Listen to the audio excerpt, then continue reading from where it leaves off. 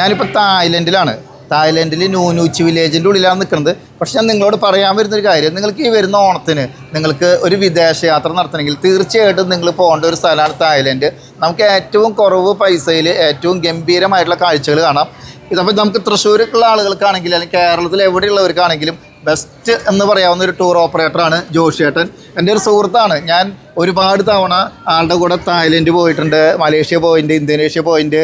അടുത്ത് ഞങ്ങളിനി പോകുന്നത് അസർബൈജാനാണ്. ഏറ്റവും അവസാനം ഞാൻ പോയത് ആളുടെ കൂടെ പോയിട്ടുള്ളത് വിയറ്റ്നാമാണ്. ഗംഭീരമായിട്ടുള്ള യാത്രയാണ്. ഇപ്പോൾ ഈ ഇരിക്കുന്ന ആളുകളെല്ലാവരും ജോഷിയേട്ടൻ്റെ കൂടെ വന്നിട്ടുള്ളതാണ്. അപ്പോൾ ഇതിൽ ഞാൻ ഒല്ലൂരുകാരാണ്. അപ്പോൾ ഇതിൽ ഒല്ലൂരുകാരിയായിട്ടുള്ള ഒരു ചേച്ചിയും മകളും അമ്മയുണ്ട്. അവർ 3 പേര് മാത്രമായിട്ടാണ് വന്നിരിക്കുന്നത്.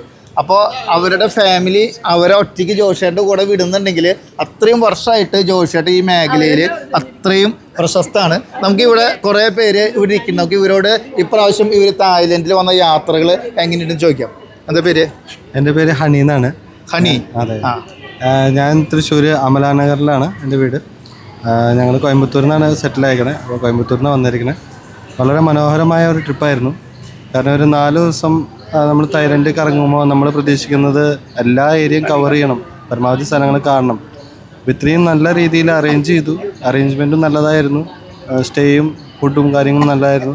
പിന്നെ ഒരുപാട് സ്ഥലങ്ങൾ കാണാൻ പറ്റി. ഒരു ഡേ മാക്സിമം നമുക്ക് യൂട്ടിലൈസ് ചെയ്യാൻ പറ്റി. നല്ലൊരു അപ്പോൾ നമുക്ക് വളരെ നല്ലൊരു അഭിപ്രായമാണ് ഹണിച്ചേട്ടൻ നമ്മളോട് പറഞ്ഞത്. വൈഫാണോ? അപ്പൊ അദ്ദേഹത്തിന്റെ വൈഫും അമ്മയ്ക്കും കൂടിയുണ്ട്. ഇവരോട് എങ്ങനെയുണ്ടായിരുന്നു ഈ ട്രിപ്പ് എന്ന് ചോദിക്കാം. ഇത് നേരത്തെ ആയില്ലല്ലോ എന്ന് ഞാൻ വിചാരിച്ചത്.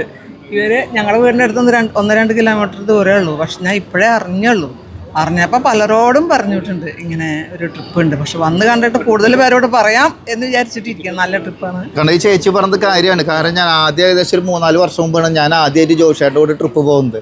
പക്ഷെ അത് വളരെ മനോഹരമായിട്ടാണ് ജോഷിയേട്ടൻ അറേഞ്ച് ചെയ്തത്.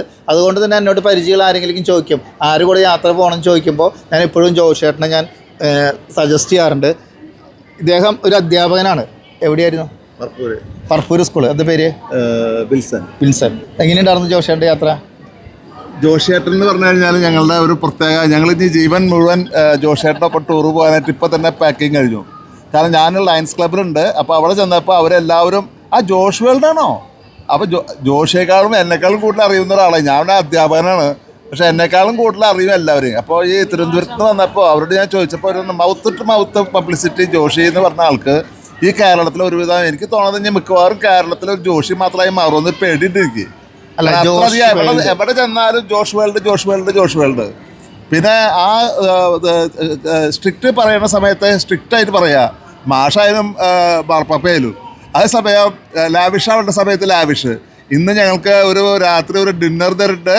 അത് ഞാൻ പ്രത്യേകം പറയേണ്ട കാര്യമില്ല. ഓൾ ടൈപ്പ് ഓഫ് എന്താ പറയേണ്ട ഫെലോഷിപ്സ്. ഓക്കെ, നമ്മളിപ്പോൾ ആരോട് ചോദിച്ചു കഴിഞ്ഞാലും നല്ല അഭിപ്രായം പറയും. കാരണം എന്ന് വെച്ച് കഴിഞ്ഞാൽ എൻ്റെ ഒരു അനുഭവം തന്നെയാണത് ജോഷിയേട്ടനോട് പറഞ്ഞിട്ടുള്ളത്. എന്താ പേര്? മാളവിക തിരുവനന്തപുരത്തുകാരിയാണ്. ജോഷിയേട്ടൻ്റെ ട്രിപ്പിൽ എങ്ങനെയാണ് നിങ്ങൾ വന്നത്?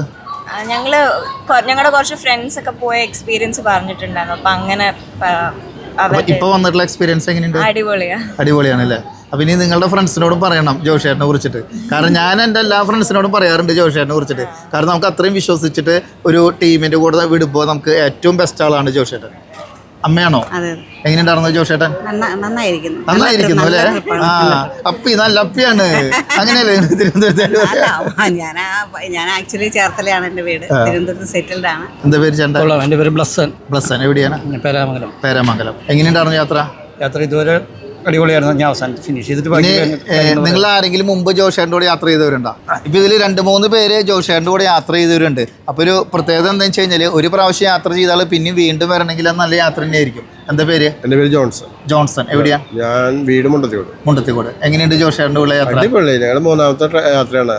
ഫസ്റ്റ് ദുബായ്, സെക്കൻഡ് മലേഷ്യ, ഇത് തായ്ലാൻഡ് 3ാമത്തെ. അപ്പോൾ ഇനി അടുത്ത യാത്രയും കൂടി ബുക്ക് ചെയ്ത് കഴിക്കും? അടുത്ത യാത്ര എനിക്ക് വരാൻ പറ്റില്ല. ഇനി വൈഫ് അടുത്ത വർഷം ആളുടെ കൂടെ പോകും. ധൈര്യമായിട്ട് പോവാം. പറഞ്ഞേക്കാം. ഒരു പേടിയില്ലേ? അപ്പോൾ ഇതാണ് ജോഷ് ട്രാവൽസിൻ്റെ ജോഷിയേട്ടൻ്റെ ഏറ്റവും വലിയ പ്രത്യേകത.